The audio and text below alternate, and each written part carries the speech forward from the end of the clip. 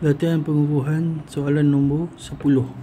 Sebuah buku purba Cina, Jiu Zhang Xuanshu, yang bermaksud 9 bab mengenai seni matematik. Dia 2 je perkataan, sekali translate berapa perkataan tu? 5. Mengandungi masalah berikut.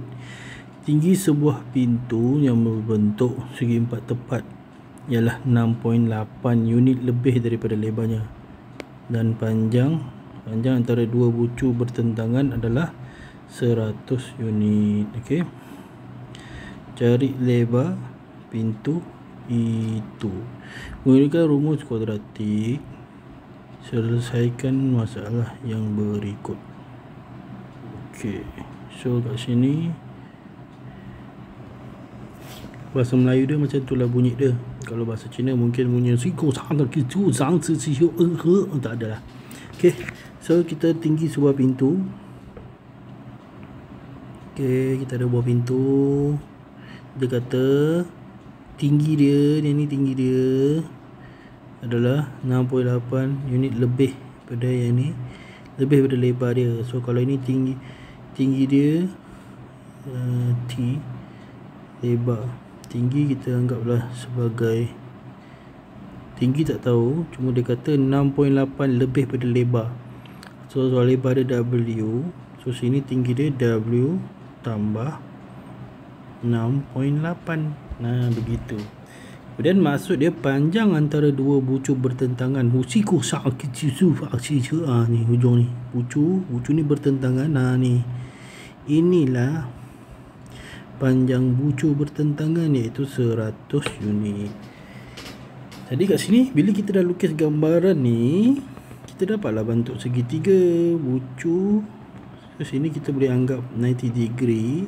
Jadilah teorem Pythagoras. So maknanya W kuasa 2 tambah W tambah 6.8 kuasa 2 sama dengan 100 kuasa 2. Okey. So dapatlah W kuasa 2 tambah W kuasa 2 6.8 darab W kali 2. 6.8 darab 2 dapat 13.6 W ni 6.8 kuasa 2 akan dapat 46.24. 46.24. Ni 10,000. Bawa semua ke kiri. W tambah W 2 W kuasa 2 13.6 W tambah 46 tolak 10,000 kosong.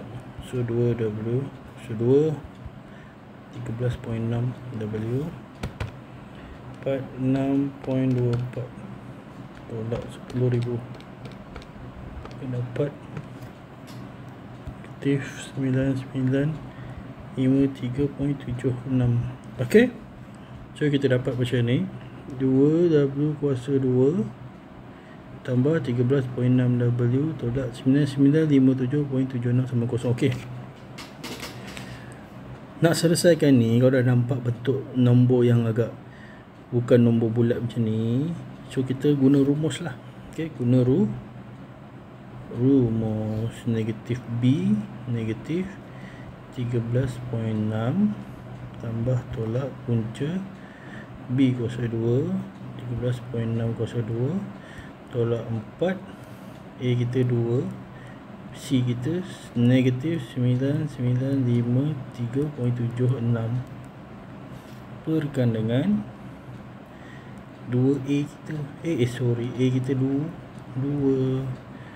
Okey. So boleh ringkaskan sedikit. Negatif 13.6 tambah tolak, ni boleh tekan kalkulator.